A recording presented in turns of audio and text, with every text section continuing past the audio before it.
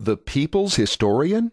Howard Zinn was a master of agitprop, not history, by Michael C. Moynihan. Read by OutLoudOpinion.com. This episode is brought to you by PrivacyHarbor.com, the only safe and secure email service. Last week, the New York Times somnolent columnist Bob Herbert complained that we live in a nitwit era, a time when it is, quote, fashionable to badmouth labor unions and feminists, even as workers throughout the land are treated like so much trash, and the culture is so riddled with sexism that most people don't even notice it, end quote. One person who did notice, says Herbert, was Boston University academic and radical historian Howard Zinn, who died last week at the age of 87. Though not before bequeathing to America a series of books hostile to sexism and rather friendly to labor unions. Quote, that he was considered radical, writes Herbert, says way more about this society than it does about him, end quote. But as the effusive encomiums from his peers and cheerleaders in both the media and academia suggest, society did look upon Zinn with admiration.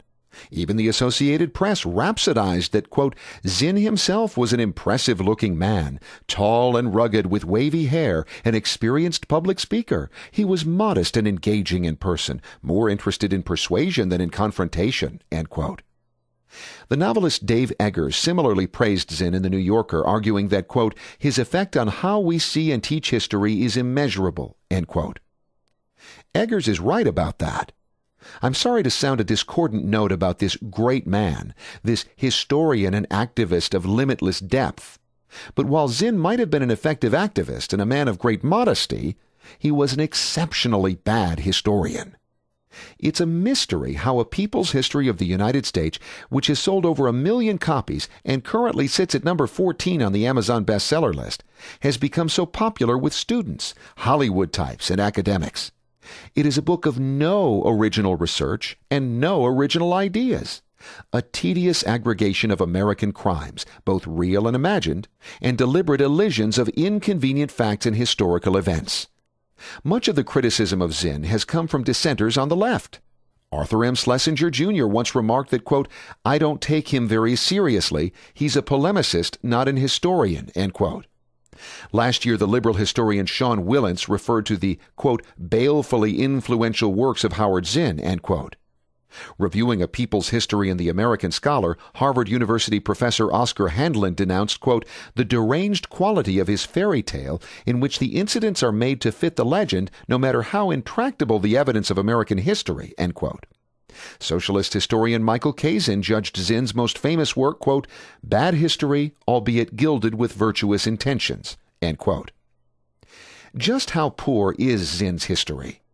After hearing of his death, I opened one of his books to a random page, Failure to Quit, page 118, and was informed that there was no evidence that Muammar Gaddafi's Libya was behind the 1986 bombing of La Belle Discotheque in Berlin.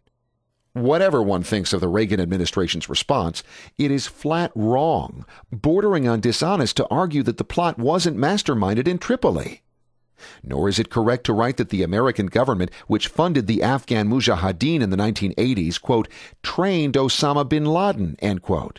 A myth conclusively debunked by Washington Post correspondent Steve Cole in his Pulitzer Prize-winning book Ghost Wars. Of Cuba, the reader of A People's History is told that upon taking power, quote, Castro moved to set up a nationwide system of education, of housing, of land distribution to landless peasants, end quote. Castro's vast network of gulags and the spasm of revolutionary justice that sent thousands to prison or to the executioner's wall is left unmentioned. This is unsurprising, I suppose, when one considers that Zinn recently told an interviewer, quote, you have to admire Cuba for being undaunted by this colossus of the North and holding fast to its ideals and to socialism. Cuba is one of those places in the world where we can see hope for the future. With its very meager resources, Cuba gives free health care and free education to everybody. Cuba supports culture, supports dance and music and theater, end quote. There is also no mention of the Khmer Rouge or Pol Pot, though in a misleading digression into the so-called Mayaguez incident, Zinn mentions that, quote, a revolutionary regime had just taken power, end quote, in Cambodia, and treated its American prisoners rather well. And it is untrue, as Zinn claims, that President Gerald Ford knew Cambodia had released its American captives in 1975, but still allowed a small Marine invasion simply to show American muscle after the Vietnam humiliation. A people's history is full of praise for supposedly forgotten truth-tellers like Dalton Trumbo and Pete Seeger and W.E.B. Du Bois and Paul Robeson, all apologists for Stalinism. Both Du Bois and Robeson were awarded the Stalin-Lenin Peace Prize by the Kremlin, and both enthusiastically accepted. There is no accounting of communism's crimes, though plenty of lamentations that after the Second World War, quote, young and old were taught that anti-communism was heroic, end quote. Indeed, in the comic book version of A People's History, Zinn writes that the Cold War, quote, would last for over 40 years, but to keep it going required political and social repression on both sides, end quote.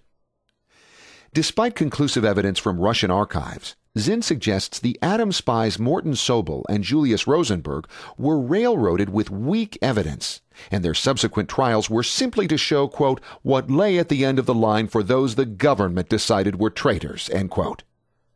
When Sobel confessed his espionage to the New York Times earlier this year, Zinn told a reporter, quote, to me it didn't matter whether they were guilty or not, end quote. This is a strange sentiment for someone whose job, one assumes, is to mine the historical record in search of historical truth. But Zinn wasn't, as Schlesinger correctly said, a historian in any traditional sense. Zinn abjured footnotes. There are a number of quotes in A People's History that I couldn't verify. His books consist of clip jobs, interviews, and recycled material from A People's History, and he was more likely to be found protesting on Boston Common than holding office hours at Boston University. But it is clear that those who have praised his work do so because they appreciate his conclusions, while ignoring his shoddy methodology. This helps explain why few of his acolytes mention the effusive blurbs Zinn provided for David Ray Griffin's 2 books of 9/11 conspiracy theories, Debunking 9/11 and The New Pearl Harbor, or why A People's History uses the work of Holocaust denier David Irving to inflate the civilian death toll at Dresden. His hometown newspaper, the Boston Globe, celebrated Zinn as, quote, an activist who fought injustice wherever it festered, end quote, without pointing out that he defended injustice in the name of socialism, communism, and in the case of Imperial Japan, anti-Americanism. A eulogist writing in The Guardian gushed that Zinn was an American dissident, a term usually reserved for people like Alexander Solzhenitsyn, not those making documentaries for the History Channel alongside Josh Brolin and Matt Damon. Call him what you will, activist, dissident, left-wing muckraker, just don't call him an historian. Michael C. Moynihan is a senior editor at Reason magazine. Copyright 2010 Reason.com, read by OutLoudOpinion.com. PrivacyHarbor.com private and free email service has developed a solution for spam, viruses, and identity theft at the source. Not only is PrivacyHarbor.com more secure than online banking technology, but it stands alone by not taking your private content and selling it to advertisers. Gmail, Hotmail, and Yahoo do. Sometimes free email comes at a big cost. Go to PrivacyHarbor.com today and enter offer code RADIO, R-A-D-I-O, to get your free and private email. PrivacyHarbor.com, because normal email is not secure.